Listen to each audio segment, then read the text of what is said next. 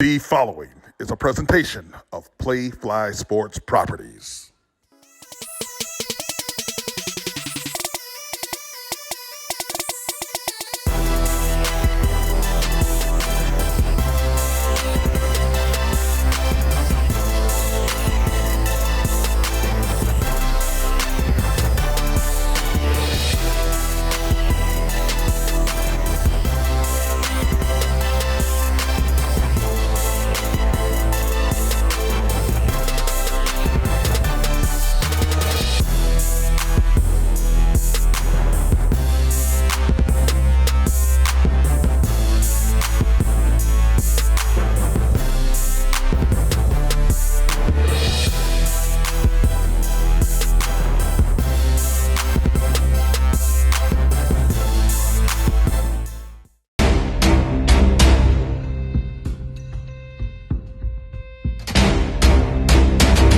So you know this is a special group.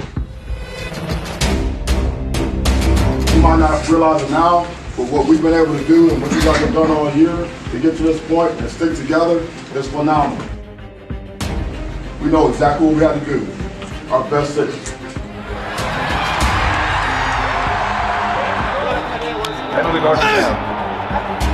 It's not going to be about those guys over there. It's going to be about our execution.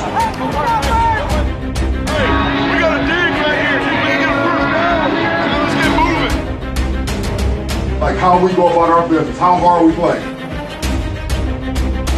That's what it's gonna be about. Like how bad do we want to connect it to our burn.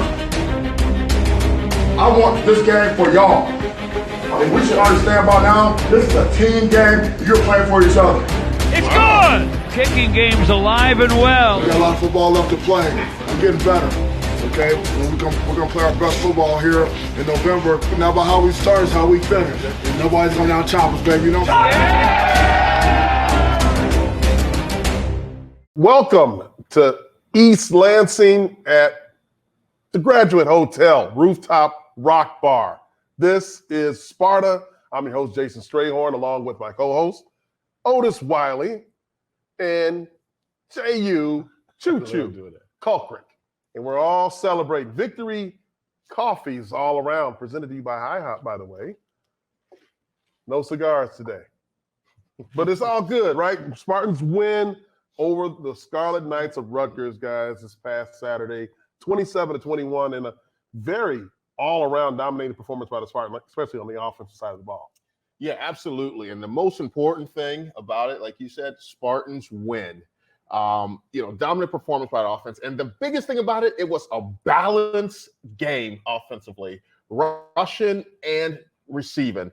I think that Jay Johnson came in with a very good game plan, established a run game early. And I always say, if you can establish the run game, you're going to be able to do a lot more things offensively, throwing the ball and different things. We even saw a flea flicker. It didn't work, but you can do those things.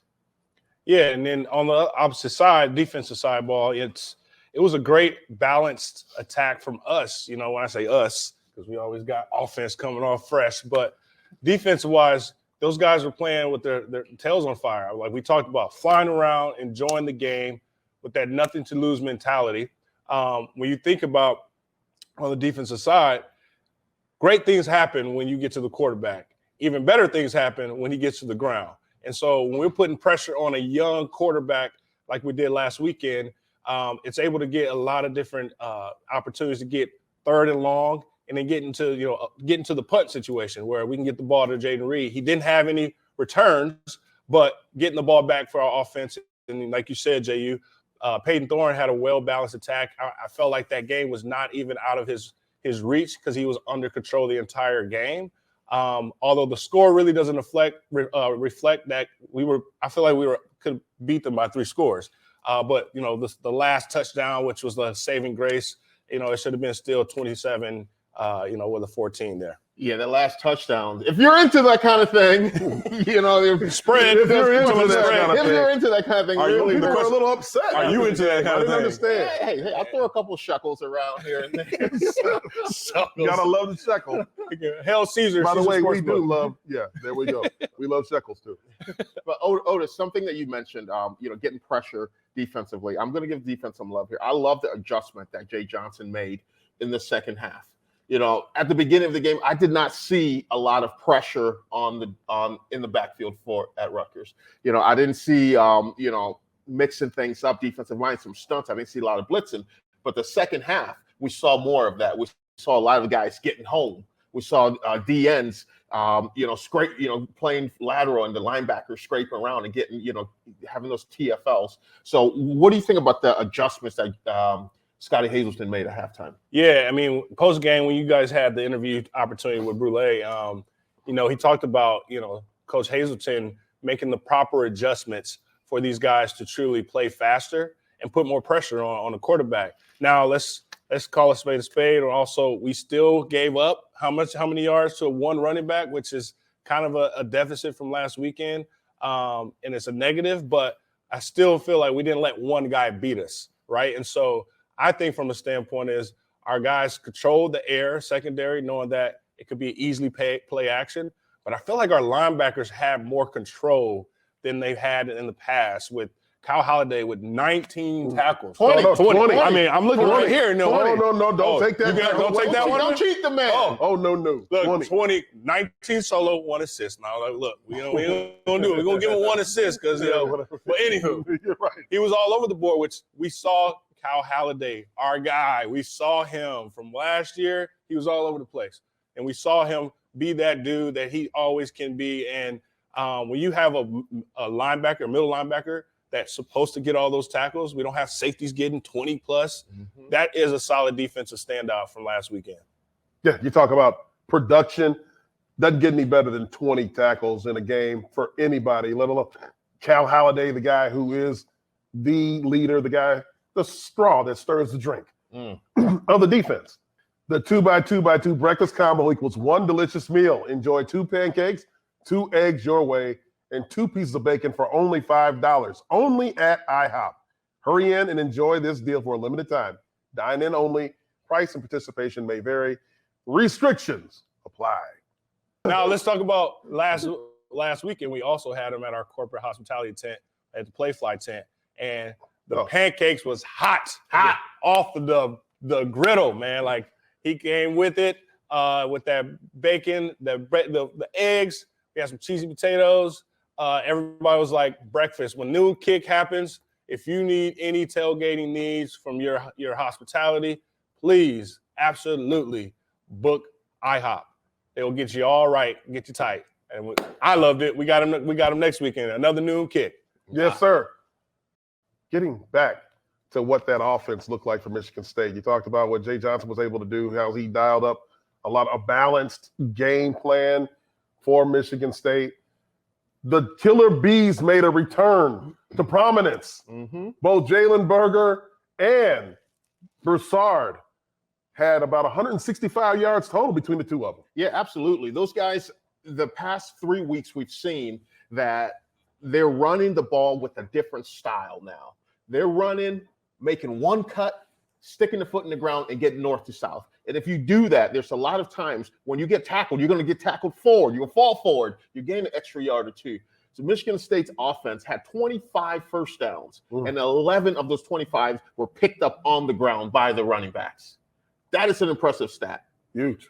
Yeah, it also allowed our tight ends to finally get open, like those streak routes, with that first touchdown with Daniel Barker.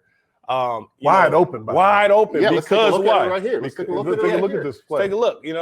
Obviously we've been running, pounding, and then all of a sudden you do a quick little play action, and all of a sudden it wides open. It just opens up like the Red Cedar, but more so like the Red Sea. Right. But Daniel Barker, he gets not touched. Usually you get a linebacker that's going to put a little, reroute on him, but comes scot-free, catches it, clean catch into the end zone. And I like what he said post-game, which he was like, I think he said, I'm always used to getting into the end zone, but it's been a Right. while, right? Yeah. He said, I'm a magnet to the end zone. Yeah.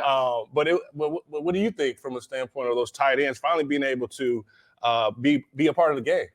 I mean, I love it. I love the fact that, when you have the running game, it opens up everything for everybody else. And for me, it started up front. You look at, again, the play of the offensive line. A week ago, you've seen how good Michigan State played against the Illini and that vaunted defense and protecting Peyton Thorne, opening up holes for the running backs.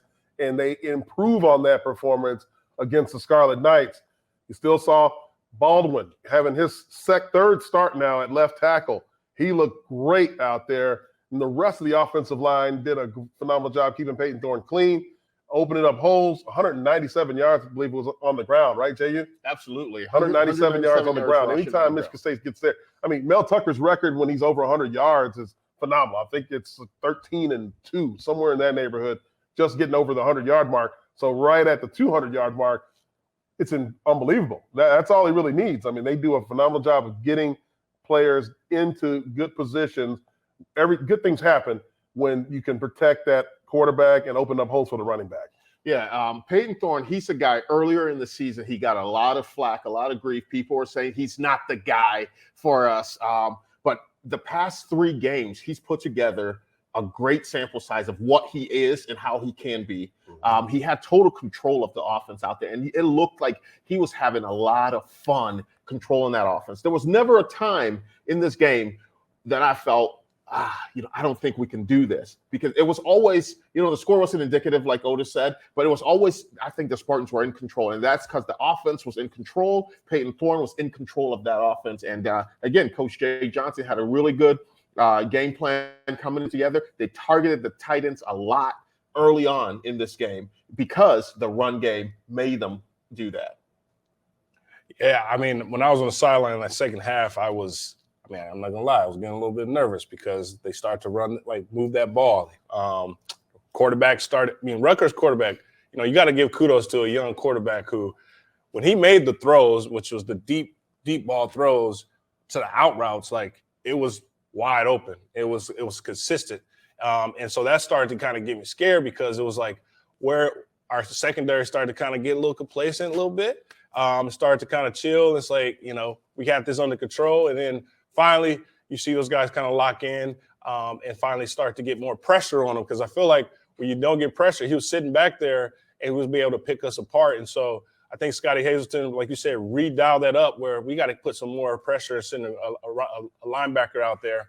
And then we finally, I think we got a turnover. Or was it 4th and long, I think it was, on the turnover downs? Yeah, turnover and downs. Downs. Yeah, 4th down, turnover and downs with the young quarterback, Gavin Wimsatt. He's a guy who was the future for Rutgers. He's a young quarterback, a guy who you talked about. He was a guy that was in high school and did a reclass up. Yeah. So he was in high school on Thursday. It was on college campus Friday. Yeah, very strange world we live in college football now. But he's a guy that Greg Schiano really believes in. He feels like this is a guy that they want to get the experience right now. But you can see the inaccuracy of his throws when he was flushed out of the pocket. He's a pretty athletic player, pretty big, 6'3", 220-plus pounds, freshman, but did not hit those throws. Like what Otis is saying, when he's sitting back there protected and he had time, he was throwing dimes out there, guys. So it made it really tough on the secondary, but Michigan State was able to get back with the pressures, getting Cal Halliday and Brule in on the action and forcing some errant throws and then getting the ball back for the offense. According to my sources. Your sources. According to someone pull a Jehuu Caulcrick. According to my sources, when they let go of that offensive coordinator, Rutgers offensive coordinator, they were battling with a bunch of different quarterbacks. They were saying who's going to be the one, And as soon as Schiano let go, he gave that starting position tag to Wimsatt, right? So, everyone was like, why isn't this guy playing? We brought him from high school to reclassify. He should be right then and there. Let's just let the chips fall where they may. Let him play. Let him make mistakes. Let him get the experience in game. And then next year, man, they got some nice solid pieces for next year. Yeah, absolutely. And once you get that confidence that the coach believes in you, that you're the guy, you're going to start playing better. But one thing I want to go to, we talked about the offensive side, we talked about defense. Let's go special teams. Ooh, your favorite oh side. Yeah, God. you know, but I the never thing thought in a million years that you'll start talking about special teams. Coach Schiano is a master in special teams. He prides himself in special teams. But on Saturday, Michigan State special team unit outcoached his and outplayed his with the blocked field goal, and Behringer. How many footballs did he punt down inside the 5? He got that. Oh, let's if we could play the clip where he got roughed, and he still got it to the 4-yard line. Right. Like a lot incredible. of times team will do a re-kick on that because they get the extra 5 yards. But no, we got a punter that's going to knock it in the 4, inside the 5 to the 4, and he did that. And also, too, let's give our boy Ben Patton. Yes, sir. Let's Wow. give him his dude. How I'm the about first that? one. I'm the he was the first one to put his foot in the mouth because he definitely was saying He's a person today. Yeah, today I can say his name, Ben Patton. Last week, the week at Illinois, I called him the kicker. Today he's Ben Patton. He made a 48-yard banger in the cold. That right there says a lot. Absolutely. Yeah, it does. I will say his name Kudos. today. Kudos. Hey, If he sees you We on the like street, to- you give him hugs, huh? yes, I love this. I might We're even growing. purchase him a libation if he's 21. Ben Pat. Ben Patton. I'll say his name. All right. Hey, man, that was a big kick that he made. I think that we talked to him. We had a post-game interview with him. He talked about superstitions. That's something we can go to. Listen to this interview here from JU, this question from JU and Ben Patton. Had a lot of fun today. That Ben Patton, the kicker had a lot of fun. He's in the locker room with Will Tiemann. Yes. Well, it's always fun to be in the locker room with me. What's wrong with you? Nothing but fun. Well, Ben is making his network debut today, guys, and it's interesting. And before we talk about the field goals and the kicking game reemerging a little bit, Ben was at Auburn and kind of a late addition to the roster. So can you explain to me how you got from someplace that's kind of warm to someplace not quite so warm? Yep. And just what led you from Auburn to here? Yeah, so I mean, I've had quite the experience getting to college football. I'm originally from Michigan, down in Rochester, so Metro Detroit area, and kind of kicking recruiting, with snappers, punters, kickers is a little different than your normal football recruiting. So I was going to a school, kind of dropped it late. They had a coaching change, didn't really like it, so found myself down at Auburn, and I showed up there the day before fall camp. Was blessed down there, spent 3 years, made a lot of friends, had a good time. And, I saw the field a little bit last year due to some injuries, and, I really enjoyed it, and I wanted to see the field again, and it just wasn't going to happen down there. So I rode out fall camp a little bit down there and kind of saw, how everything was setting up. I said, look, I'm not going to play here. I know that Michigan State graduated Coughlin last year, and that, they're having some new kickers come in, and I had a relationship with Bryce, the punter, who I got to know through during COVID. We'd go out and kick all the time, so I hopped in the transfer portal. I said, hey, Bryce, what's your situation up at Michigan State? He said, look, man, I'll see what I could do, and got in contact with them. I think it was 5 days from when I entered the portal to when I showed up here at Michigan State. Rented a little U-Haul, drove it up from Alabama, little 13-hour car trip, and got back to my home in Rochester, decompressed for a couple hours, and then was up to Michigan State, found a place to move into, and, just have been extremely blessed to be here, and just how everything's unfolded so far, through the ups and downs is just, we're just getting through it. Well, Ben, it's the kicking game has been, you mentioned Coughlin, and during his run as the lead kicker, a lot of extra points, a lot of field goals, a lot of things coming from that side of the special teams. And then this year has been a struggle. Only 2 field goals the entire year until today. And you were the guy that kicked both of them. The first one was from 34 yards, which, for a college kicker is kind of in the wheelhouse. But then when you start flirting with this 50-yard mark, things get a little more dicey. especially this time of year. So you were able to put one through it from 48 yards out. And by the way, just so you guys know, that is not his longest. He had a 49-yarder at Auburn. Yes, sir. And so didn't you have a big one against Alabama? I did. It was that 49-yarder. It was we were unranked. I believe Alabama was number 3 in the country, and we were trying to unseat them from the SEC championship in the playoffs. In second overtime, we got backed up, lost a couple yards. I believe we took a sack and set up a 49-yarder for me. Went out there, nailed it. Unfortunately, they matched the field goal and then won it in the fourth overtime. They do that. Yeah. Yeah, that's what they do sometimes. But, okay, let's talk about it now. This thing is late. When you go out there, we got the lead in this game, 24-14. That was about 3 minutes and change left. So when they said to you, hey, we're going to go for this 48-yarder, what were you thinking?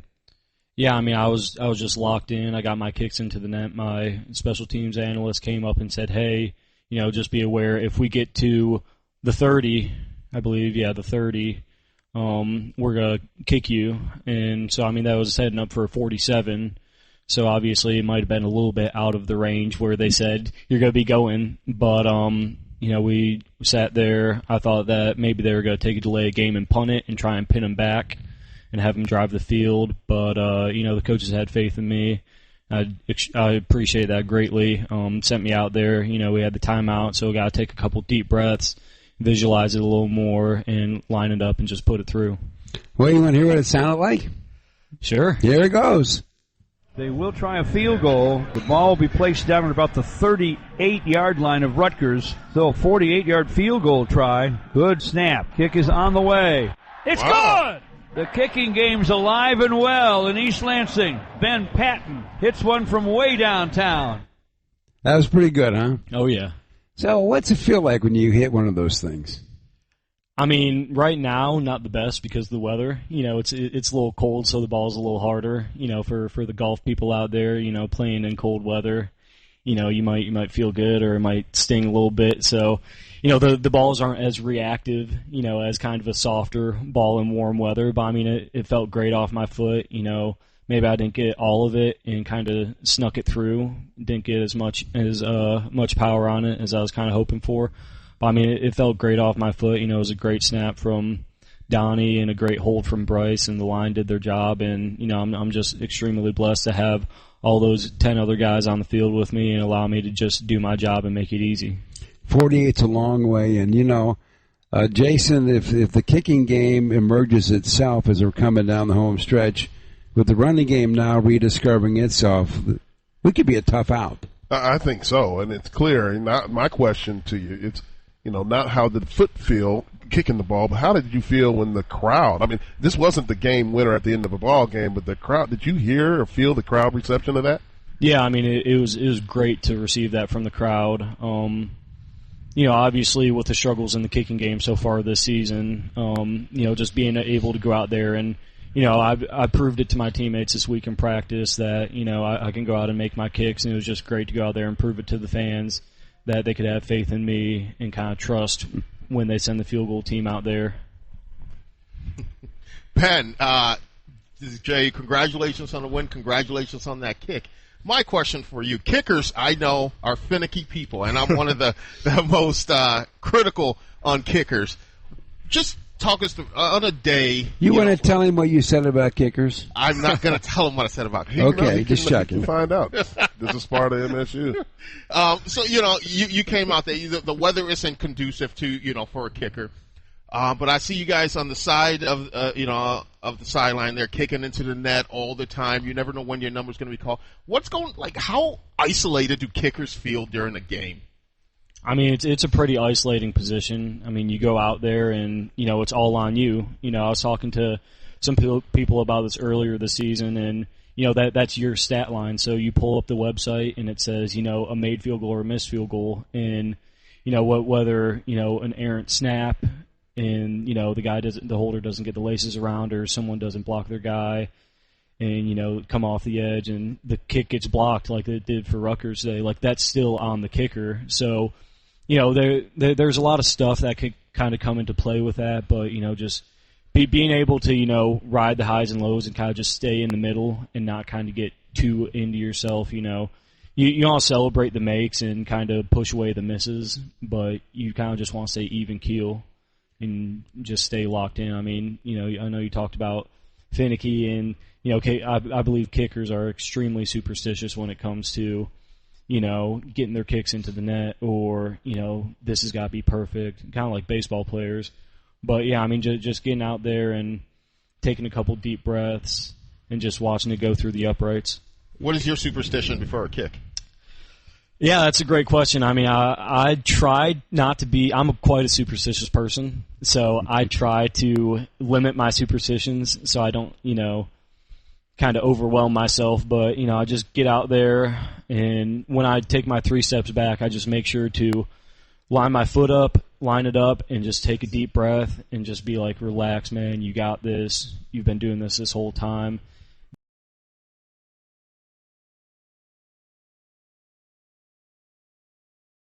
Over to the side, make sure you're in a balanced stance, and, give Bryce a little head nod, say we're good to go, and then it's just all practice from that point out. Well, so easy. Anyway, before we let you go, Ben, by the way, congratulations. Yes, sir, I appreciate it. Because anybody who's played anything or even in normal life, it's hard sometimes to get back on the track because self-doubt always creeps in when things aren't going right. But as you look down, and we got 2 games to go, anything you want to add to our conversation? Because everybody's feeling good right now. Yeah, I mean, just keep backing the Spartans. The Spartans are, we're pushing through. We're hoping to get that 6th win next week against Indiana, and then on to Penn State the week after. So go green, and God bless. There you go. Ben, it's really good to meet you. Yes, sir. Good to meet you, too. Ben Patton, 2 field goals today. Back to you guys. Unbelievable. He stole your line. Good night, God bless. Oh, man, he didn't say good night, though. It was close. Man, I felt like saying, I got a little Ricky Bobby vibe going with him. Did you get that? Yeah, absolutely. You're not first, you're last? Yeah, he's a kicker. He's a kicker. Man, look, thanks to Ben and Will. Before we get to our interview with Kal Farah with IHOP, let's talk a little bit about the Carrier Classic game that you were able to attend, Otis, this past weekend in San Diego. Beautiful San Diego. Beautiful. It was beautiful. The weather was perfect, man. It was like, man, I can live in with this weather all year. And I mean, you live there, right now. So, you also was there in that event, which, shout out to Sarah Skilling, who is obviously director of events with the donors and stewardship, and she planned a extravagant event on that Thursday where we were out on the boat doing a tour on the water, eating good food, connected with a bunch of Spartan alums. We had some greats out there. Yeah, you had Steve Smith. Who else do we have out there? I mean, Drew Neitzel, Paul Davis. We saw Eric Snows there. Yeah, he wasn't. I thought he was. I was told he was there. He wasn't there. Oh, too bad. Sorry. Mark D'Antonio was there. Mark Holland. Funny Mark story. Hollis. I gotta say it because I've been telling him. We get there. We land real quick. We land. We're all walking off the plane to get to the buses. I see this big black wallet sitting in the seat. I pick it up. I open it up, and it's Mrs. D'Antonio's picture inserted into the wallet. And I knew immediately that was Coach D'Antonio's wallet. And I was waiting on the perfect time to deliver his wallet and say, hey, I'm still saving you in the back end here, man. I handed it to him. He's like, oh, thank you, Otis. Appreciate you. And I said, drinks on you all weekend, Coach. But no, the Carrier Classic is a bucket list, man. It is something that, obviously, why we're there is to celebrate our military service members and also our veterans. And so when you're going out on that Carrier Classic, man, it's obviously all the check-ins going on the base. There is a bridge that goes over the water, man, and you can't really see the water because it's so narrow. And it's like the Mackinac Bridge to get over to Coronado. And it almost felt like you was in the movie Speed because, like, if you chip over, man, it's good riddance. Oh, yeah. It's good riddance. We got video of that, too. Actually, we can show the video right here. We got it. Good riddance. On the boat. But then you look at, you get there, man, we had an opportunity to truly talked to one of a nuclear war officer who has Spartan ties with one of our guys, Art Durvaz. There we go. Who's everywhere. Art. All around Art. There's Worldwide West and then all around Art. Absolutely. His claim to fame. But no, she had a great story of where she was born. She was adopted. She's from Middleton, New Jersey. She's been in the service for 3 years, and she gave me a full breakdown of what the Carrier Classic, how many people are on there. I mean, 5,000 servicemen on there 5,000 at one time, which is crazy. Hey, Spartan fans, Otis Wiley here, your co-host of This is Sparta MSU podcast. I'm here with Lieutenant Junior Grade Laura Fagan. It's funny because I've been practicing that, so she's laughing right now. But I wanted to let you guys tell her what she does for the Navy and where she's from. Laura. Hi. Thank you for coming on the podcast. Of course, no worries. I am on the USS Abraham Lincoln, CVN 72, which is what you see right here in the background. I've been in the Navy for about 3.5 years now. And like Otis said, I'm a lieutenant junior grade, which is the second-ish level of officer ranks. So still pretty new to the Navy, and really new to the ship too, but getting my bearings still, figuring out where everything is. Definitely. It's a huge ship, so Definitely. How big is the ship? So the crew normally, without all of the aircraft on board, is about 3,000-ish people. And then when you get all of the air crew on board, with the pilots and all the people that help them out, it's about 5,000. 5,000 strong, man. So we're talking about going up top, sitting down on the basketball court. Can you imagine playing basketball on that court when you work every day? No, it's crazy. I went up and saw the court and all the bleachers earlier, and it's very weird sight to see. Absolutely. Well, thank you so much. We appreciate it with your service and what you do for our country. And she is from Merchantville, New Jersey, so South Jersey, stand up. Yeah. And she has some strong Spartan ties with one of our alums who we're going to bring on right after this. Thank you. Go green and go white. The best part, which I have a video and we'll play it, is they have this jet elevator. So it goes 50 at a time when people walk on there, and the guys are sitting there. It's like, all right, we're about to go up, and it's this big sound just like goes up real fast, like 3 seconds, and then you're up on the top, and you walk to your stands or your seats. Oh, snap.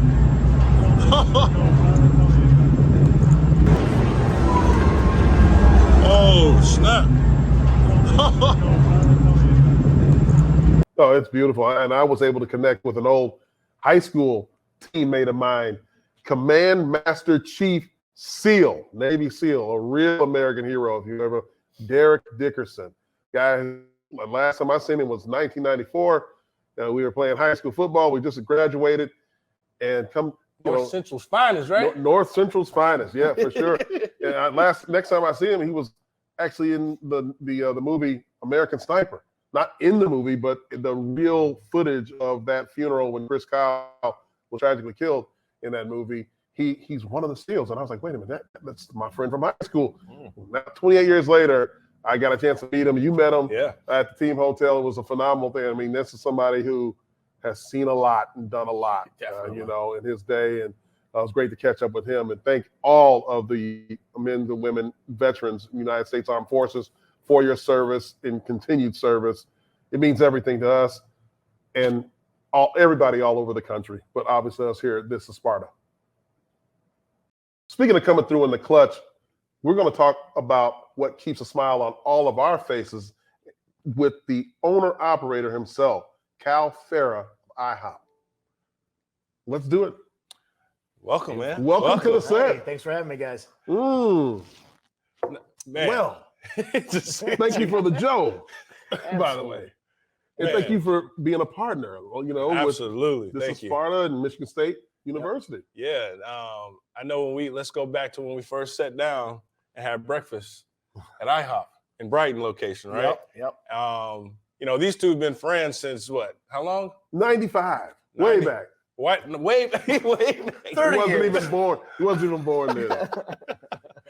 No, Kyle, we talked about, what could we do to bring the brand into the family of corporate partnership family, and you were already embedded in supplying breakfast to the football team. I mean, let's talk about that and how that got set up, and how frequent are you feeding the guys breakfast?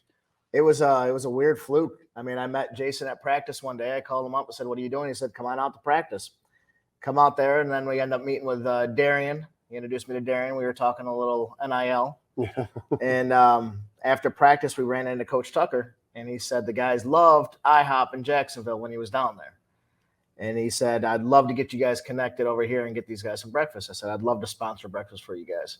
So Darian then got me connected with Amber over at the dietary department, and it's been about a year now. So every week, every Thursday, I come out bright and early in the morning, 5:30 in the morning, north end zone drop off. Man, piping hot. Let's talk about which players are there earliest. Which position groups? Do you notice? Is there a trend? I know you fed last year's team and this year's team. Do you see any trend in who shows up? So you got summertime was different than now. Summertime, you had like the Peyton and you had Reed and you had these guys getting in there bright and early. Now the only person I run into is Coach Teddy walking out after being there. I don't even know what time in the morning he gets there. Oh, Gilmore? Yeah, he's there bright and early. Bright and early. But I get there before most of the players get there. Oh, you do? I'm dropping off and I'm out and back on the road. Yeah. So talk about that, like your time at Michigan State. You're a Spartan. Absolutely. And when did you go to Michigan State? 2000 to 2002. Okay. So I transferred up shortly after we opened up our first location. I had to stick around and help out a little bit. Went to a competitor, and then I finally came to senses and came up here. Did you have any football in your background? Played in high school. Came up here 2000 and decided to try to walk on. Yeah. And as a linebacker. And unfortunately, as time goes, didn't work out so well. But at least it got me involved. Now I'm involved in the athletic department one way or another. Yeah. So at least it got me in the door. Absolutely. Yep. I mean, you talk about, you talked about family business. Your family's been in this for a while, right? And like you talked about how they were begging you to come into the business. Yeah, since no, why you going to school? No, just come in. Like talk about that conversation with your dad and your family. He's always had that little niche where he comes and gets me, and he's like, "Hey, I'm up at school over here. I'm studying human physiology, trying to get into medical school." And he's like, "Listen, if you don't want to do this, every weekend I'd come down. Don't want to do this. You can always take over from me. You don't have to finish."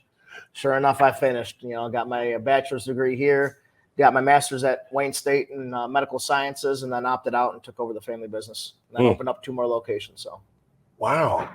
So you were going to be a doctor. Yeah. And then you said, "You know what? I'm going to be a Dr. Love." Complete 180. Dr. Love. Yeah. Like, the hours these aren't much better hours than the doctor's hours, are they? No. And, my focus was going to be emergency room. So every day, every scenario is always different. You're always meeting people. Don't know what to expect when you walk in the door. Same thing in the restaurant business. You never know. I mean, talk about like we all went through COVID and how COVID was very harsh on the restaurant business.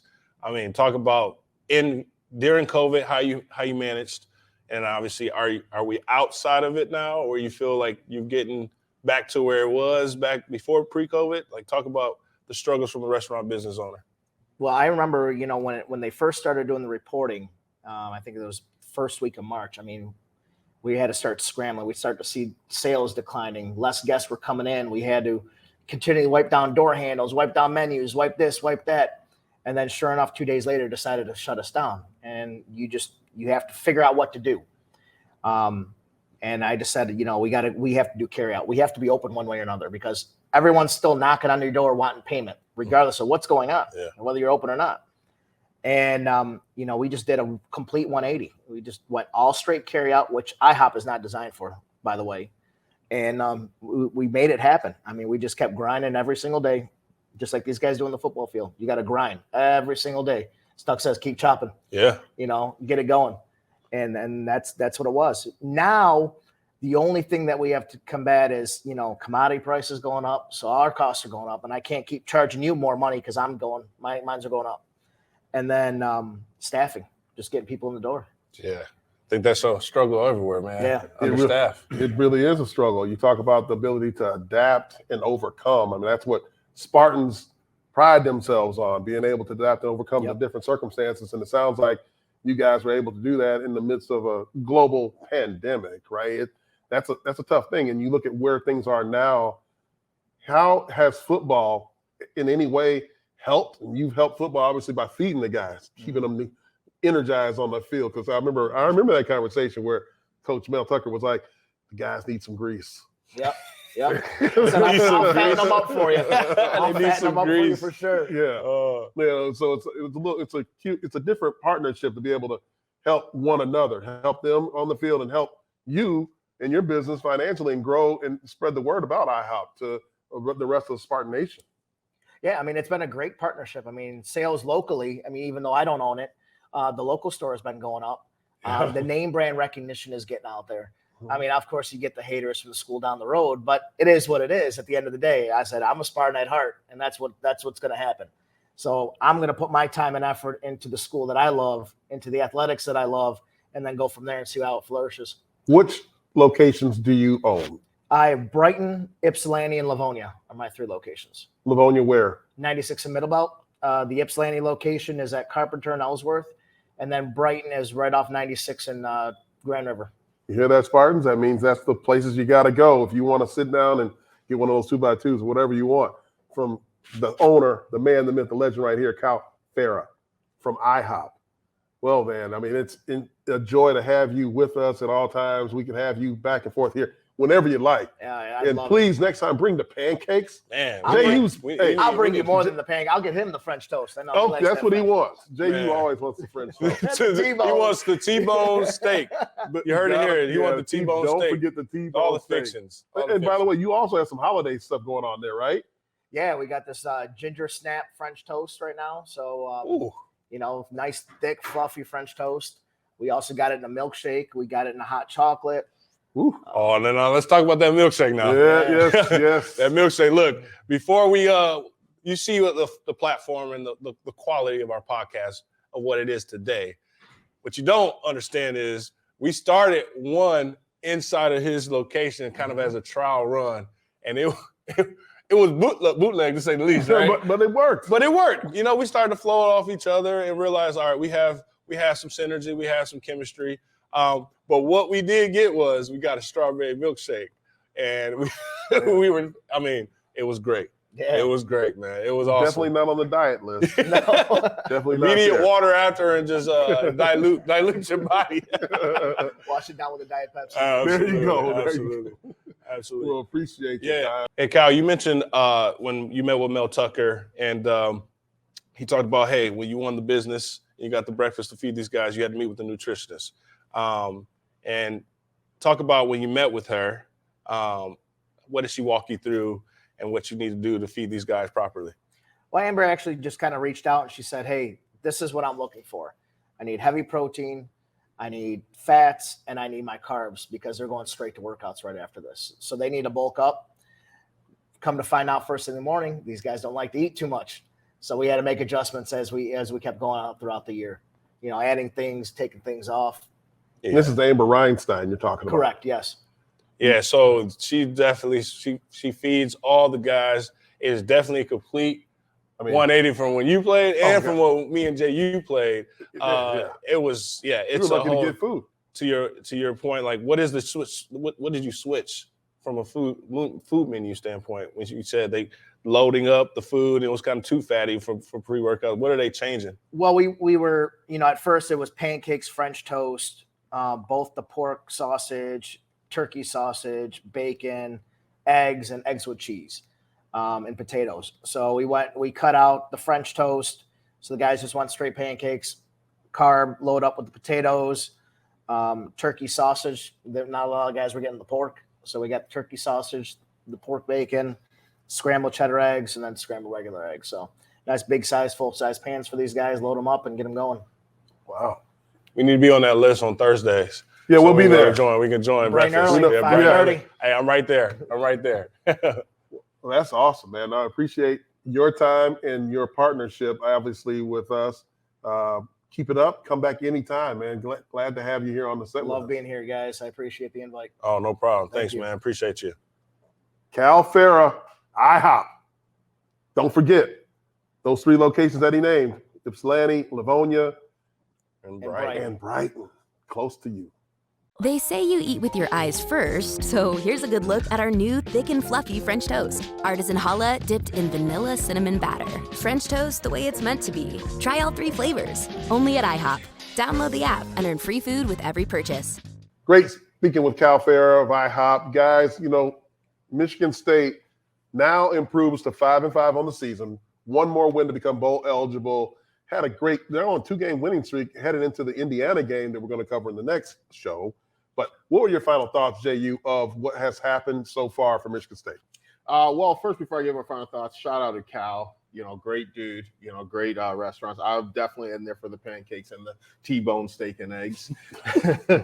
And Welch's grape juice, T-bone steaks and eggs. Grape juice. Sound like a little Biggie reference. Yeah, exactly. No, but the Spartans got to continue the momentum. They got to continue that wave of what they're doing offensively. They got to continue what they're doing defensively, and also we need Spartan Nations to show up and show out on Saturday.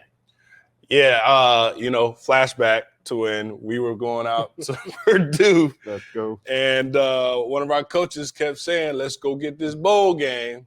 And then Purdue smacked us. And so I think from a standpoint of mentality it's one game. It's one game at a time. And we're favored. And we were favored last weekend, but we're favored this game. And it's really taking care of business. If you're into that kind of thing. Yeah, all right. If you're into that kind of thing. But look, we talk about it's senior night. It's senior day, meaning. And this is the last time these guys are going to be able to strap up on the green and white. And so let's make them proud, show up strong, green and white, and support. It's going to be a cold one, so bundle up. But I think that we will be able to attack it. We'll touch on this on the preview. Yep. Last time they're going to walk over to Spartan Stadium and suit up for the green and white in the woodshed. So it's a very emotional time for those seniors that are going to be entering the game next week against Indiana and the Hoosiers. The game time is 12 noon. That's the kickoff. Pre-game show with Choo-Choo and all those guys, 10:30 a.m. On Saturday morning. Look forward to seeing everybody there. Until next time, have a good night. God bless, and go green. Go white.